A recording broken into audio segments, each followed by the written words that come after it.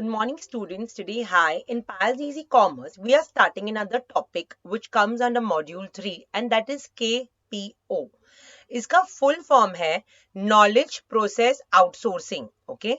ये क्या है और ये क्या इन्वॉल्व करता है? बेसिकली इंडिया या कोई भी डेवलपिंग कंट्री से बेस्ट टैलेंट ओके या उनका एक्सपर्टीज दूसरे कंट्रीज के लिए यूज हो रहा है.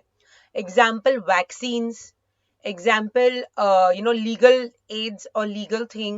There are many lawyers in India who have also done their exams of UK and US depending upon where they want to specialize in.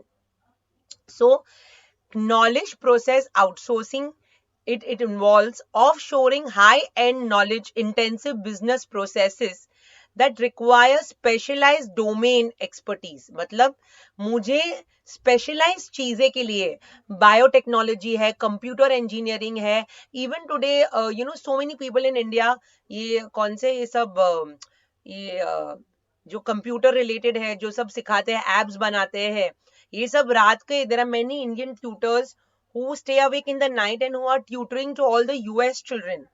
So this is also known as a KPO. Are you understanding? तो अभी देखते हैं कि ये knowledge processing outsource है. इसमें main advantage क्या है कि कॉस्ट सेविंग्स होता है, ऑपरेशनल एफिशिएंसी होता है और टैलेंटेड जो वर्क फोर्स है वो एक जगह बैठ के वर्ल्ड ओवर अपना नॉलेज स्प्रेड कर पा रहा है. So India has a large pool of knowledge. कौन से सेक्टर्स के लिए?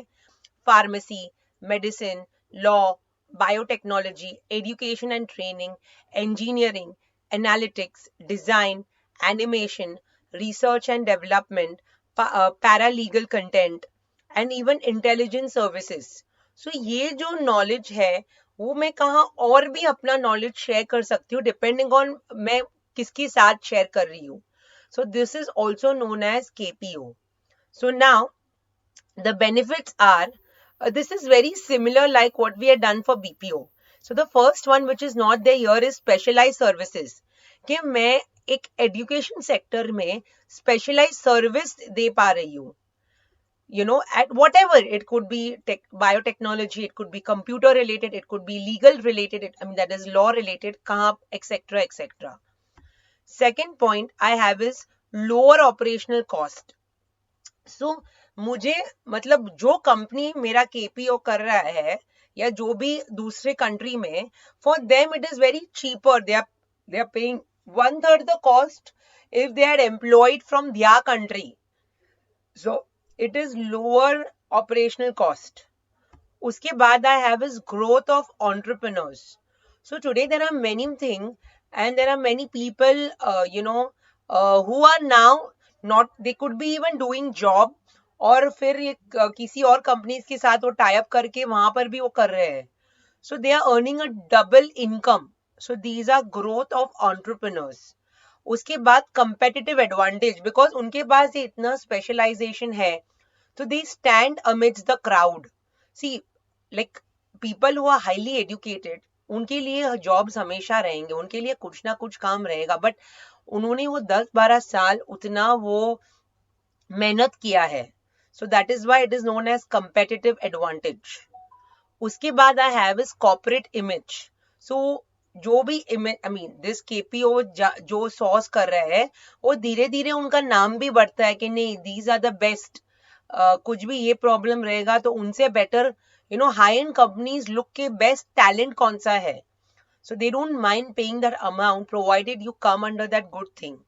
So that is your corporate image. उसके बाद I have is focus on core activities. अगर मैंने किसी के पास से ये आउटसोर्स किया है तो मैं मेरा काम प्रोडक्शन पे फोकस कर सकती हूँ. आई यू अंडरस्टैंडिंग? फिर जो मेरे से नहीं हो रहा है और मुझे कुछ ना कुछ एक्स्ट्रा हेल्प चाहिए, वो मैं किसी के पास से वो आउटसोर्स कर रही हूँ. So that is why I can focus on core activities. उसके बाद I have is lower investments. When I'm talking about lower investments, मुझे कम पैसे में मेरा काम हो रहा है तो मेरे लिए वो सब ऑफिस सेट करने की जरूरत, स्टाफ को एम्प्लॉय करो, वो सब नहीं. मैं आपका वो पर आवर ये 2 दिन के लिए मुझे आपका कंसल्टेशन चाहिए, क्या होना है, आप अपना अर्ली वाइज फीस बोलो या लमसम पैकेज बोलो. So I am saving a lot on my cost. So that is known as knowledge process outsourcing. उसके बाद I have is on time services. अभी for example doctors in India है और मैंने recommend किए हैं और मेरे जो कजिन्स है उनको वहां पे फटाफट हेल्प नहीं मिला और इट इज स्नोइंग देयर. तो यहाँ पे मैंने टेली वो नॉलेज उनका ये डॉक्टर पे I will pay the consultation और whatever one time fee का मैं उनको जी पे या कौन सा भी है 2,000 है मैं उनको कर दूंगी वहां से बैठकर भी.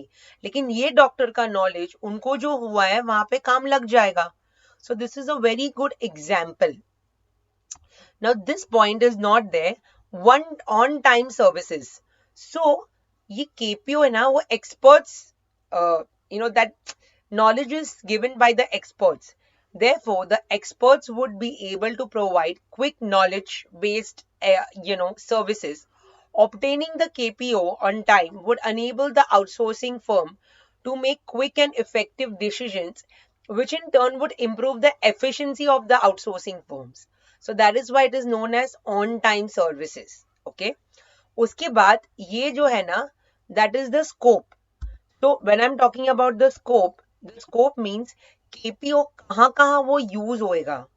तो KPO मतलब कौन से फील्ड्स में KPO का डिमांड है. Animation and design, advance web applications, business and market research, content development and writing. Okay, ये है वो है.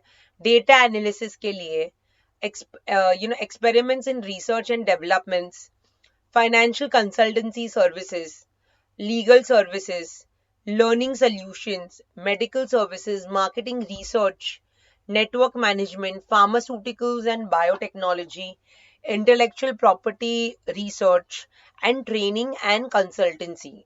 I hope students this entire concept of KPO has now become very easy. Thank you students for listening for the same.